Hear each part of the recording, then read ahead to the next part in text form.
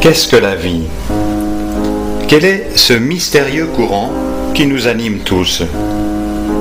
Nous en faisons l'expérience jour après jour. La vie nous entraîne à travers bien des situations différentes, les unes agréables, d'autres beaucoup moins. Nous pouvons dans tout cela nous demander si la vie a un sens, un but. Nous devons souvent choisir entre tel ou tel chemin, telle ou telle possibilité. Mais derrière tout cela, la vie a-t-elle une intention qui échapperait à notre compréhension, une direction vers laquelle elle voudrait nous conduire? Ce qui nous apparaît d'abord, ce serait plutôt la complexité des liens qui relient les hommes les uns aux autres, ainsi que la difficulté de choisir son chemin de vie dans la multiplicité de ceux que le monde nous propose. Celui qui aspire à comprendre le sens et le but de l'existence est bien souvent animé par la certitude qu'il existe une certaine noblesse de l'homme. Il aspire à une vie où l'absolu, la paix, la liberté, la justice et l'amour ne seraient pas des vains mots. Devant toute l'incertitude qui préside aux différents choix, aux multiples décisions des hommes, nous sommes en droit de nous demander pourquoi le but de l'existence n'apparaît pas plus clairement dans notre conscience. Platon, philosophe de la Grèce antique, parlait déjà de cette lacune de nos facultés perceptives dans sa fameuse allégorie de la caverne. Il disait: nous, les hommes, nous sommes prisonniers depuis notre enfance dans une caverne. Nous ne pouvons pas tourner la tête pour voir l'entrée, mais nous sommes obligés de regarder la paroi arrière de la caverne. À l'extérieur de la caverne brûle un feu qui envoie sa lueur vers l'intérieur, par l'entrée. Entre le feu et l'entrée glissent toutes sortes d'objets, les idées. Elles projettent leur ombre, le monde des apparences, sur la haute paroi au fond de la caverne. Les personnes prisonnières dans la caverne prennent les ombres pour la réalité. Elles se disputent au sujet de l'origine et du but de ces images et trouvent que la science a le devoir d'examiner ces images d'ombre.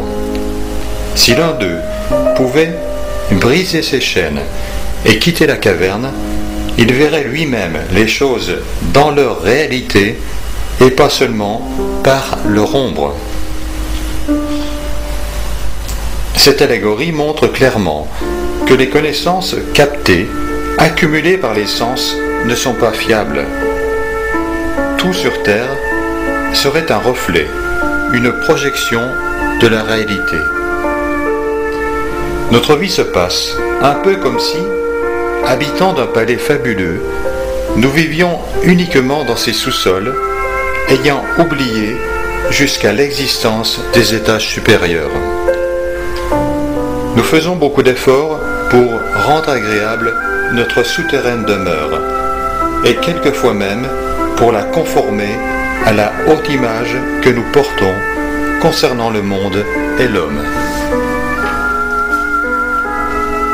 Pourtant, à travers ces multiples expériences, peut s'éveiller en nous la certitude que le monde n'est pas seulement ce que nous en contemplons par le soupirail limité de nos sens.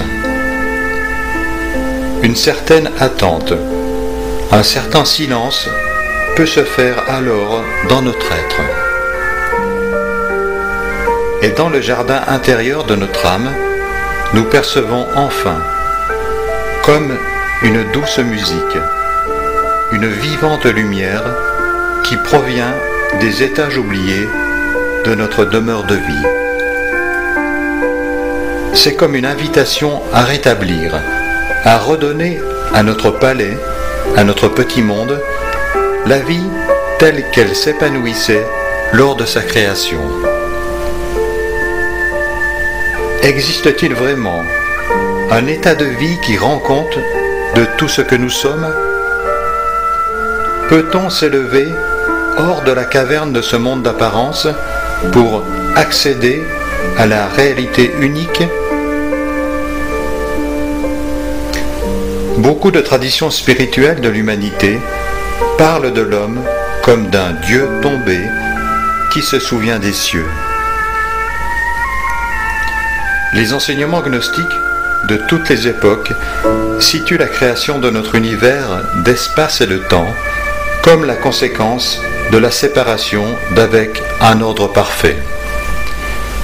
Cette humanité du commencement aurait été placée dans cet ordre du monde avec la mission de travailler à sa progression. L'humanité céleste aurait eu le droit et le pouvoir de transformer la matière pour la pousser vers son but, mais non pas pour s'associer à elle. Tous les éléments de la nature, avec leurs activités, leurs forces et leurs potentialités, furent livrés un jour à l'humanité céleste. L'homme céleste entra alors comme dans un jardin des merveilles, comme dans un paradis. Il pénétra tout ce qui de la nature s'éveillait à la vie naturelle. Parce que le chantier était si beau et respirait la haute raison, l'homme céleste oublia sa vraie demeure. Il continua d'agir dans le jardin merveilleux et il se vit lui-même au centre de ces merveilles. Lorsqu'il contempla sa propre image dans la matière du monde, il l'aima et voulut vivre avec elle. Mais dès ce moment, sa volonté avait créé une image déraisonnable. Alors la nature, la matière, saisit son créateur et se confondit entièrement avec lui.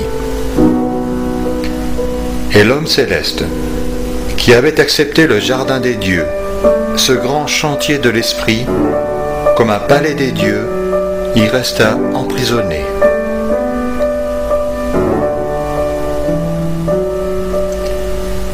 Qu'est-il devenu cet homme céleste? Nous vivons en sa compagnie sans le savoir. C'est lui qui nous parle d'absolu, d'éternité, d'immortalité. Le cœur de notre être est à la croisée de deux mondes. L'espace et le temps, héritage de notre naissance dans ce monde, l'éternité, patrie de l'être céleste, prisonnier en nous-mêmes. Dans notre cœur se trouve un élément de référence à une vie non assujettie aux limitations du monde connu.